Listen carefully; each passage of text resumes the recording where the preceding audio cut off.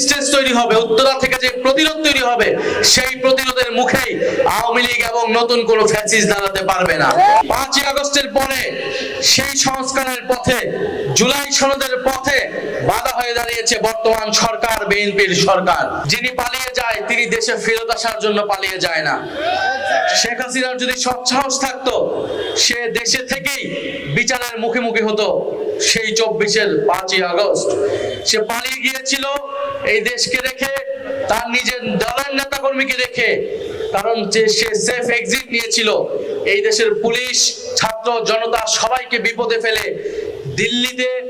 দিল্লির দল হিসেবে স্থাপিত হয়েছিল, এবং শেখ হাসিনা আর কখনোই দেশে ফেরত আসবে না, এবং যদি আসেও তার জন্য অপেক্ষা করছে ফাঁসির দড়ি। এবং শেখ হাসিনা বা আওয়ামী লীগ রাজনৈতিকভাবে পুনর্বাসিত হওয়ার কোনো প্রশ্নই ওঠে না।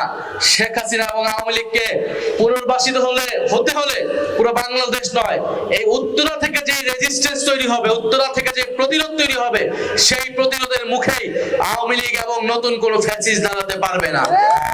আমরা বিশ্বাস করি উত্তরার মানুষ জুলাই গণ অভ্যুত্থানে যেভাবে জেগে উঠেছিল পরিবর্তনের পক্ষে, নতুন বাংলাদেশের পক্ষে এবং ফ্যাসিবাদ পুনর্বাসনের প্রতিরোধের জন্য, উত্তরাবাসী ঐক্যবদ্ধ আছে, ঐক্যবদ্ধ থাকবে। আমাদের দল মত ব্যানার আলাদা হতে পারে, কিন্তু জুলাই বিপ্লবের প্রশ্নে, বাংলাদেশের সার্বভৌমত্বের প্রশ্নে উত্তরাবাসী ঐক্যবদ্ধ আছে। আমরা যারা এখানে আছেন, উত্তরা যারা বিপ্লবীরা আছেন, জুলাই গণ অভ্যুত্থান কেবলমাত্র স্বৈরাচার শেখ হাসিনার বিরুদ্ধে নয়, নতুন কোন স্বৈরাচার, নতুন কোন চাঁদাবাজ, নতুন কোন সন্ত্রাস যাতে জনগণের অধিকার হরণ করতে না পারে, সেটা নিশ্চিত করার দায়িত্ব আপনাদের, আমাদের সকলের।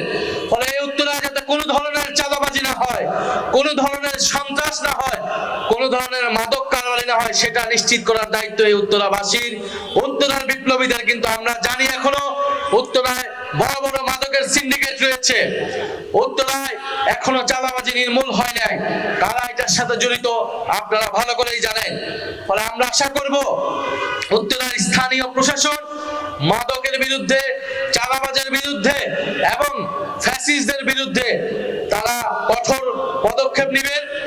আপনারা জুলাই সনদের পক্ষে অনেকেই বলেছেন, আমরা বিচার চাই যাতে পতিত ফ্যাসিবাদী শক্তি আর কখনো বাংলাদেশে ফেরত না আসতে পারে, এবং আমরা সংস্কার এবং জুলাই সনদ বাস্তবায়ন চাই যাতে নতুন কোন শক্তি আর কখনো এই স্বৈরাচার হতে না পারে, এবং এই দেশ থেকে যাতে বৈষম্য, লুটপাট এবং দুর্নীতি দূর হয়।